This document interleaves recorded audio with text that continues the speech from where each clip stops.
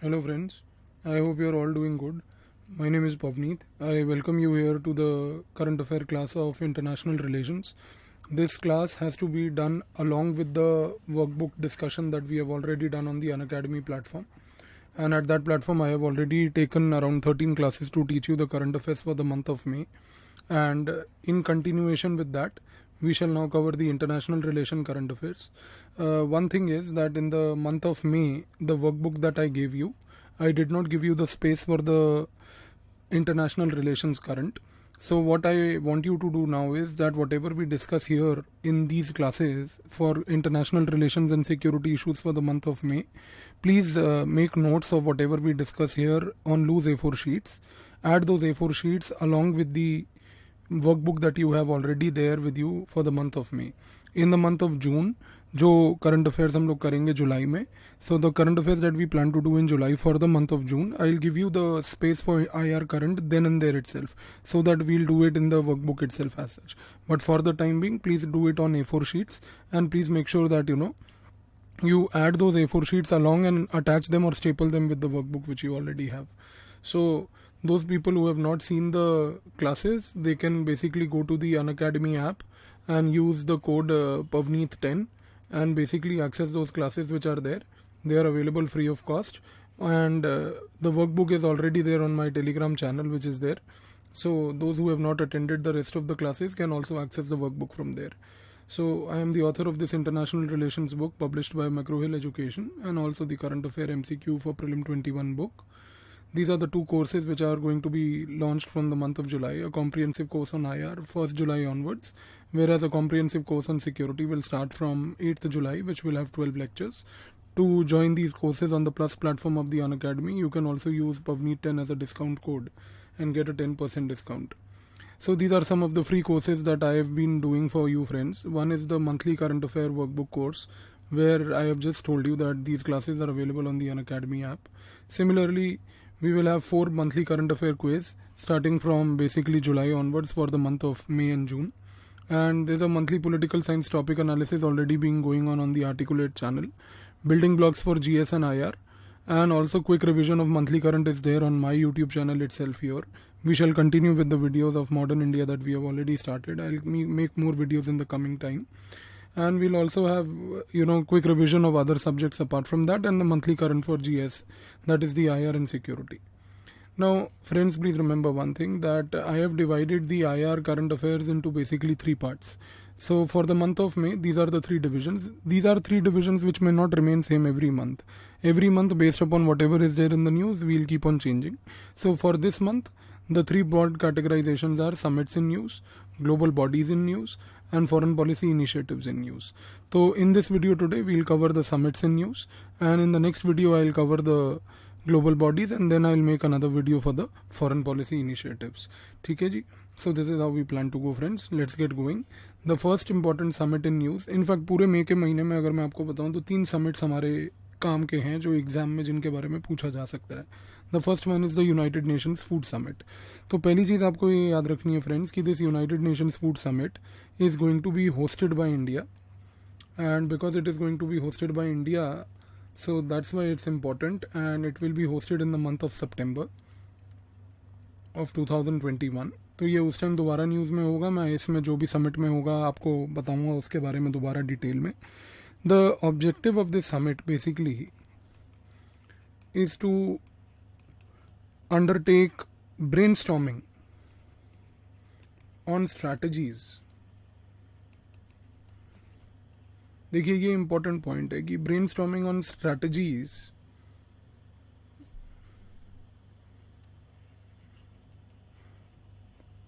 to realize the objectives or the goals of Agenda 2030, the sustainable development vision जो है. तो basically ये जो समिट होता है दोस्तों, आपको याद रखना है कि यहाँ पर कोई हम लोग एक ऐसा आउटकम नहीं अचीव करते, बट बेसिकली कंट्रीज़ को बुला के ब्रेनस्टॉर्म करते हैं. तो we all sit together, we discuss, we analyse strategies with respect to realising the goals. You see यहाँ पर जो स्ट्रैटेजीज होती हैं वो कौन सी स्ट्रैटेजीज होती हैं? वो स्ट्रैटेजीज बेसिकली होती हैं related to what is something called as food system. तो अब आप समझिए ये फूड सिस्टम क्या है. So food system is basically an approach, it's an ecosystem that basically discusses things that cover food processing, food production,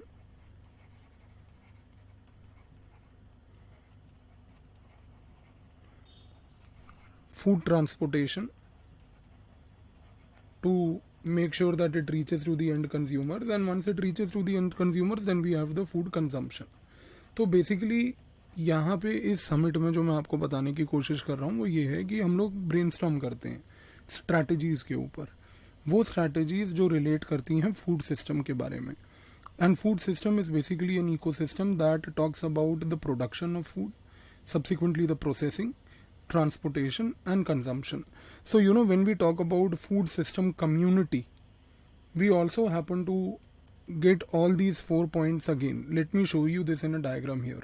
So देखो, जब हम community food system की बात करते हैं तो what is the community food system? As I said, it starts with production, processing, distribution and consumption. Distribution also means transportation, which is geographically integrated, that benefits the environment, economy, society and the nutritional health of a particular community. तो यहाँ पर एक integrated approach अपनाई जाती है, जिस integrated approach के तहत हम सारे एस्पेक्ट्स ऑफ फूड को प्रोडक्शन से लेके, जब से वो फूड का प्रोडक्शन होता है तब से लेके उसके प्रोसेसिंग, उसके डिस्ट्रीब्यूशन एंड फाइनली उसके कंजम्पशन के बारे में डिस्कशन करते हैं कि किस तरीके से ये पूरे प्रोसेस को सस्टेनेबल बनाया जाए, किस तरीके से ये पूरे प्रोसेस को इकोनॉमिकली बेनिफिशियल बनाया जाए और किस तरीके से ये पूरे प्रोसेस को ऐसा बनाया जाए जिससे कि एक स्पेसिफिक पर्टिकुलर कम्युनिटी जिसको भी हम लोग फोकस कर रहे हैं उसके न्यूट्रिशनल हेल्थ के बारे में भी फोकस किया जाए. तो यहाँ पर दोस्तों ये लार्जर ऑब्जेक्टिव होता है, ये आपको याद रखना है. तो it's an integrated ecosystem based approach where all these aspects are taken care of. ठीक है जी, तो ये आपको आई होप समझ आ गया होगा दोस्तों. आगे बढ़ते हैं. जैसे मैंने आपको बताया कि इस महीने सिर्फ 3 ही समिट इंपॉर्टेंट थे, तो दूसरा समिट आता है बिम्स्टेक मिनिस्टीरियल मीट हुआ, ये श्रीलंका में हुआ अभी. तो इसके बेसिकली बिम्स्टेक के बारे में मैं चाहता हूँ कि आप जो थोड़े से बेसिक फैक्ट्स हैं वो जान लें, बिकॉज बिम्स्टेक सिर्फ मिनिस्टीरियल मीट की तरफ नहीं बट और भी कारणों की वजह से न्यूज़ में रहा है, जो मैं आपको अभी बताऊंगा. तो पहली चीज़ friends, you have to remember firstly that BIMSTEC basically is a group of countries that come from South Asia and Southeast Asia.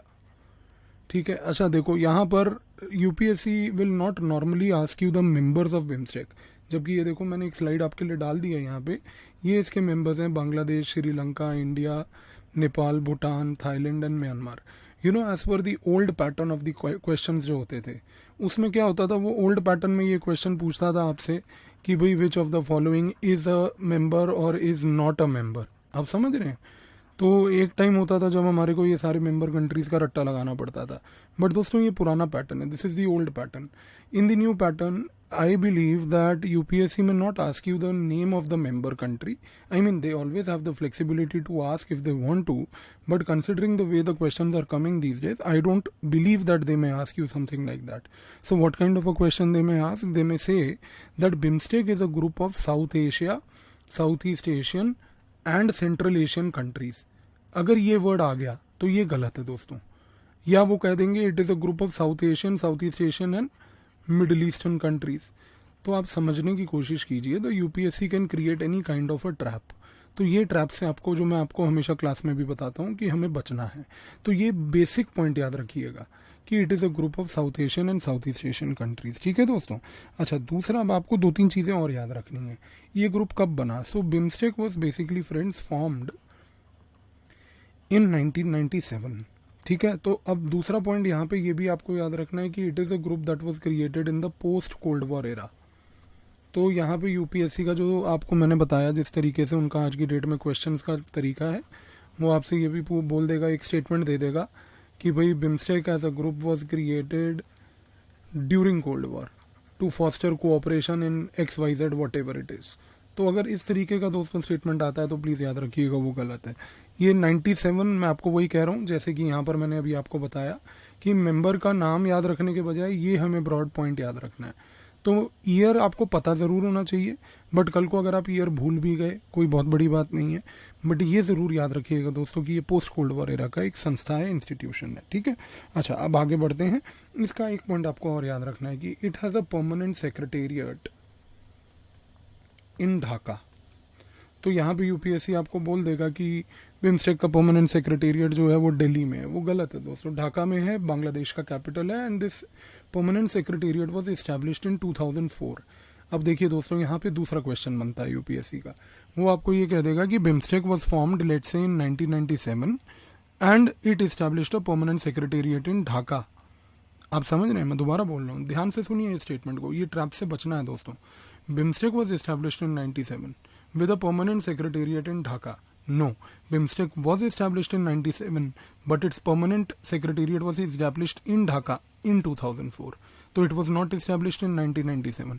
ये पॉइंट को समझिए, इस चीज़ को याद रखिए, ये होता है जो ट्रैप यूपीएससी आपके साथ खेलेगा यहाँ पे, ठीक है। तो दोस्तों ये चीज़ याद रखिएगा आप। अच्छा, अब दूसरा आपको याद रखना है कि भाई when it was formed that is in 1997, उस टाइम पे इसके जो मेंबर्स थे वो बेसिकली कौन कौन थे। तो उस टाइम पे इसके दोस्तों केवल 4 मेंबर्स थे, वो थे Bangladesh, India, Sri Lanka and Thailand, ठीक है। तो ये आपको याद रखना है दोस्तों कि ये 4 मेंबर्स थे जो जिनको हम कहेंगे फाउंडिंग मेंबर्स। हाँ, अब यहाँ पे एक पॉइंट और याद रखना है बड़ा इंपॉर्टेंट, और वो पॉइंट दोस्तों ये है कि 2004 में भूटान, नेपाल ज्वाइंड। अच्छा, अब यहाँ पे यूपीएससी क्या कर सकता है, देखिए आप समझने की कोशिश कीजिए। UPSC can say that when BIMSTEC was formed in 1997, South Asian countries only were the members and the group expanded later let's say in 2004 to add South East Asian countries. समझिए, आप समझ रहे हैं इस चीज को। 1997 में यूपीएससी आपको कहेगा कि when the BIMSTEC as a group was formed all countries were members belonging to South Asia. ये गलत है दोस्तों, देखिए यहाँ पर ये पॉइंट है, ये Thailand is not a South Asian country, it's a South East Asian country. तो अगर यूपीएससी ये बोलता है आपको कि its members belonged to only South Asia, that's wrong. क्योंकि आप ये देखिए, साउथ एशिया के बाकी 2 मेंबर्स इनफैक्ट भूटान और नेपाल जो हार्डकोर साउथ एशिया के हैं वो आए 2004 में। तो हम ये नहीं कहेंगे कि the group expanded in 2004 to include South East Asian countries. We can also say that the group expanded in 2004 to include other South Asian countries. समझ रहे हैं आप, इस चीज को ध्यान रखिएगा दोस्तों। ये छोटे छोटे ट्रैप्स हैं दोस्तों, मैं आपको बार बार बोल रहा हूँ। आईआर के जो क्वेश्चंस प्रीलिम्स में आते हैं ना दोस्तों, उनमें ये छोटे छोटे ट्रैप्स होते हैं, और ये माइन्यूट फैक्चुअल एरर्स की वजह से बच्चे बहुत गलती कर देते हैं एग्जाम में और 2 नंबर खो जाते हैं, तो प्लीज़ ध्यान रखिएगा। अच्छा, आगे बढ़ते हैं दोस्तों, मैं आपको और 2 पॉइंट बताता हूँ कि 1997 में बैंकॉक डिक्लेरेशन अडॉप्ट हुआ था, बिम्स्टेक ने किया था बैंकॉक डिक्लेरेशन, ठीक है, ये याद रखिएगा ज़रूर। Bangkok declaration was adopted in 1997 itself, which was a guiding document. तो ये एक तरीके का यूज़र मैनुअल था, आप कहेंगे ये गाइड डॉक्यूमेंट था कि ऑर्गेनाइजेशन क्या करेगा क्या नहीं करेगा। बट यहाँ पर don't confuse the guiding document with a charter. तो चार्टर नहीं था ये एक सिर्फ डॉक्यूमेंट था। जैसे हम कभी कोई नया प्रोडक्ट खरीदते हैं, नया मोबाइल खरीदते हैं, तो उसमें how to use user manual आता है ना छोटा सा, जिसको हम कभी देखते ही नहीं है, साइड पे रख देते हैं। उसी तरीके से दोस्तों ये गाइडिंग डॉक्यूमेंट था, ये चार्टर नहीं था। आपको जो पॉइंट याद रखना है वो ये है कि 2020 में बिम्स्टेक का चार्टर अडॉप्ट हुआ। तो यहाँ पर ये भी आपको यूपीएससी पूछ सकता है। यूपीएससी ये आपको कहेगा कि 1997 में when BIMSTEC was formed under the Bangkok declaration it adopted a charter. No, the charter of BIMSTEC was adopted in 2020। तो ये बेसिकली देखिए दोस्तों, ये 2020 में चार्टर के कारण न्यूज़ में रहा। 2021 में अभी जो है मई के महीने में श्रीलंका में इसका समिट भी हुआ, तो इस करके ये न्यूज़ में रहा है, इसीलिए मैंने आपको ये डिटेल में करा दिया, ये छोटे छोटे ट्रैप्स बता दिए। प्लीज़ इनका दोस्तों ध्यान रखिएगा, ठीक है। आगे बढ़ते हैं। ये बिम्स्टेक के मेंबर्स की मैप है, इसको आप अच्छे से याद कर लीजिएगा। अब आते हैं लीडर्स क्लाइमेट समिट पे। ये देखिए, ये नए अंकल आए हैं हमारे, ये जो यूएस के नए प्रेसिडेंट है जो बाइडन जी, इन्होंने जो है अभी ये नया समिट एक ऑर्गेनाइज किया है। This summit was basically hosted by US, and यहाँ पे बेसिकली आपको याद रखना है कि all major economies of the world are a part of it. And what do these major economies do? They basically come and discuss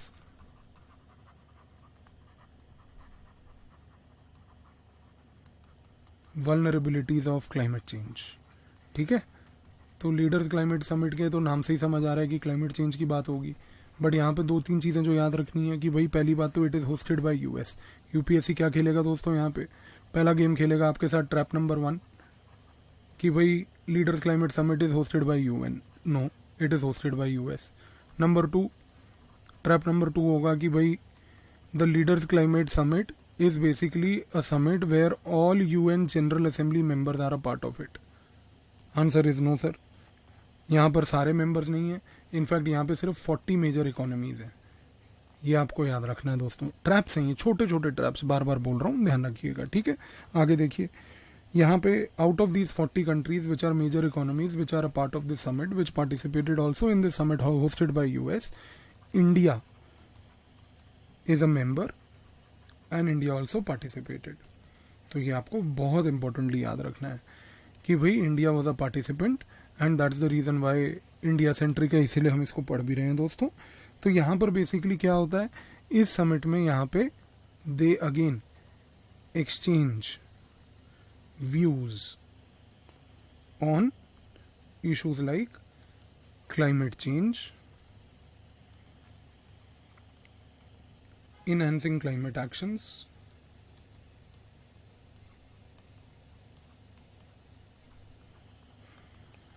and also mobilize